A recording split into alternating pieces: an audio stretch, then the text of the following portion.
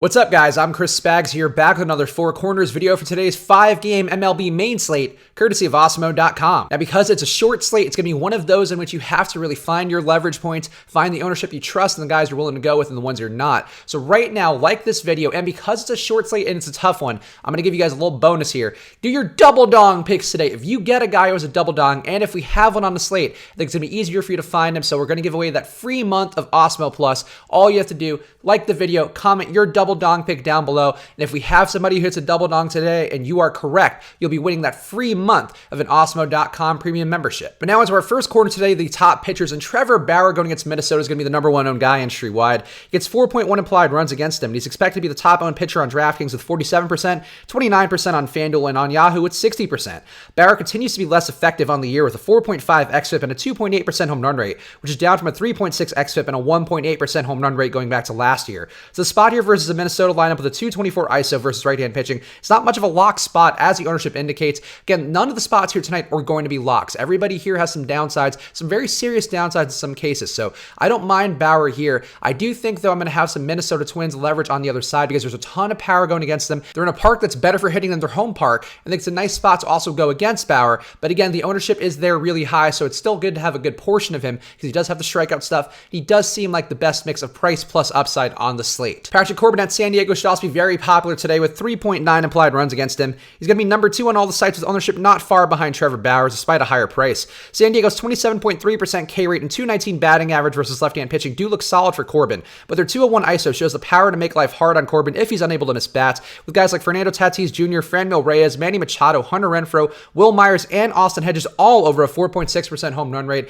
I think there is some danger here for Corbin. I'm still willing to have some good exposure to him overall, but I think the spot here for San Diego is another one which justifies some leverage going the other way because it is a short slate, and anywhere you can get leverage that's good, you may want to take it. And Joey Lucchesi versus Washington rounds out our pitchers on today's slate with 3.7 implied runs against him, which is a slate low. He's substantially behind Corbin and Bauer ownership-wise with a bit lower quality strikeout stuff with 9.1 Ks per 9 and an 11.6% swing strike rate on the year. Washington hitters are strong versus left-hand pitching with a 368 on base percentage and a 122 WRC+, so even though the park will favor pitchers here, there is some risk with Lucchesi's price slightly up. I think it's a spot here where I don't mind Lucchesi, but he would be behind both Corbin and behind Bauer for me. But I think Lucchesi's a good pitcher, not as good as a spot though for Washington maybe, where they're a team who hits lefties really well, and they're in a spot where they're not going to have much ownership because of it being a game in San Diego. Now onto the top stacks on the slate. The Yankee stack going against Edwin Jackson to be the number one today industry-wide. They get 5.4 implied runs in their favor, and Jackson continues to allow solid production with a 2.2 whip, 7.1% home run rate, and 46.1% hard contact on the year. There's a ton of power for the Yankees lineup, which means a lot of ownership, but in a top hitting park versus a bad pitcher,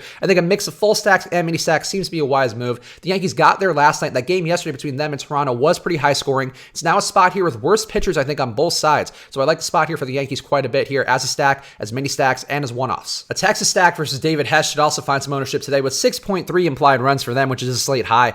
Hess continues to be bad with a 7.7% home run rate and an 8.4% swing strike rate on the year, with production allowed to hitters on both sides pretty much equally. Paying for higher priced bats like Shin-Soo Choo, Danny Santana, and Hunter Pence can be an ownership pivot, with value prices for guys like Rougned Odor is going to drive up their ownership heavily. I think if you pay it for the higher price guys, it's one way to differentiate your stack, but overall, I don't mind the many ways you can stack Hess here because David Hess has been really bad on the year. And on the other side, a Baltimore stack versus Ariel Jurado also looks interesting with 4.7 implied runs in their favor. It's a positive hitting environment at Texas, and Jurado's inability to miss bats with 6.7 Ks per 9 and a 6.2% swing strike rate, which is a slate low, makes a stack interesting to me. Baltimore's projected lineup's 26% K rate versus right-hand pitching is a downside, along with Jurado's under average 2.4% home run rate allowed. But reasonable prices and a spot makes Baltimore likely to find ownership here. I'm going to talk more about the other side of the equation in a second here, but I think Baltimore is worth some exposure because they are in Texas where the heat is going. It's also a little bit rainy there, so the humidity should also be in their side. It's a decent spot for Baltimore as long as Jurado does give up production. On to the lower owned options on today's slate, and an Angel stack going against Mike Fiers is one of those teams. They get 5.1 implied runs for them, and Fiers' 44% fly ball rate and 6.1 Ks per 9 can be big problems.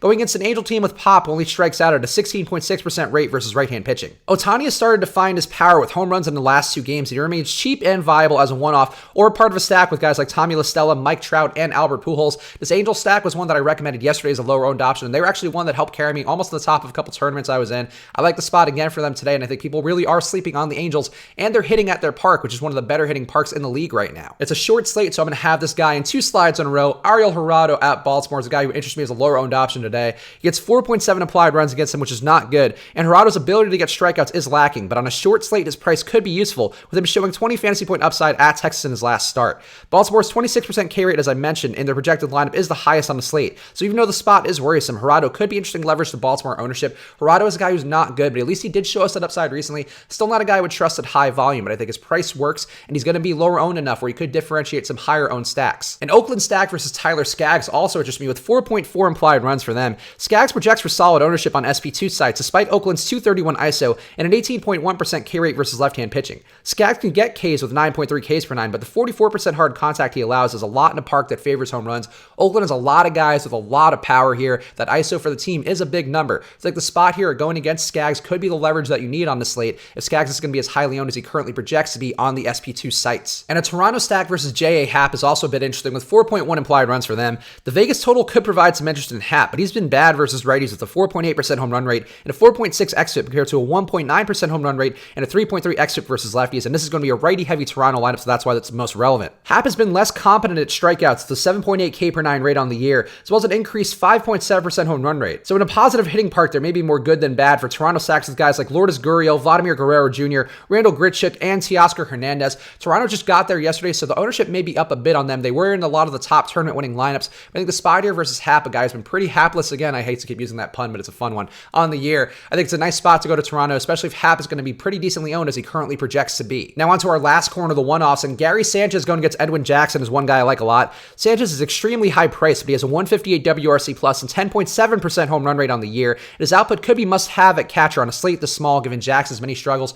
Jackson's a bad pitcher. Sanchez has been hitting the ball, really hitting the cover off the ball the entire year. It's a nice spot to go to Sanchez here, even though you do have to pay that premium price to get there. And Francisco Lindor versus Jose Barrios is also a one-off who interests me, with Lindor's switch hitting that gives him a better matchup with Barrios, slightly weaker versus lefties, and Lindor's bringing a 5.5% home run rate and an ability not to strike out with 15.4% K rate versus right-hand pitching. I think that makes him a nice shortstop option. Again, similar to Gary Sanchez, not a lot of great shortstops on the slate, so if you get to Lindor and he has that nice day, he could be a necessary piece as a one-off or a part of a mini stack. And a rare back-to-back one-off, but Shohei Ohtani was great yesterday, and now he gets a spot versus Mike Fiers. Ohtani continues to round into form and has a 314 ISO and a 7.5% home run rate going back to last year versus righties. Again, it's a nice spot here. He's still low priced. He's been doing it. He had those 2 home runs on the last 2 games. I think his elbow's getting a little bit healthier, which I think is shown by the power. It's also a good hitting park, so everything is favoring Ohtani, with his price still showing where he was at, where he wasn't hitting the ball with much power at all. So there are my thoughts on today's slate. So right now, like the video and comment your double dong pick. It's a short slate, so there's less of a likelihood of there being one. But if there is one, I think the chances of you guys getting it are going to be greater today. So like the video, comment your double dong pick, and if you are correct, you will get that free month of an Awesemo Plus membership. And if nobody gets it right, we'll roll it forward like a skins game, and I'll give 2 away tomorrow. So just do it right now, like the video, comment your double dong pick, and I really hope one of you guys wins it. And use that promo code SWITCHANDHEDGE for half off the first month of any Awesemo Plus membership. It's a brand new membership with all the ownership projections, the rankings, the top stacks tool, the deep dive column every day, the lineup builder. There's a million different things that'll make you better at MLB DFS, so you don't have to win a membership only. You can just get one, buy one yourself for half off the first month, but use that promo code SWITCHANDHEDGE to do that. And I'll be back later today for Live Before Locks. So subscribe, hit that notification bell so you know when we go live later today. I'm sure it's going to be a lot of fun chopping up this 5-game slate over the course of an hour,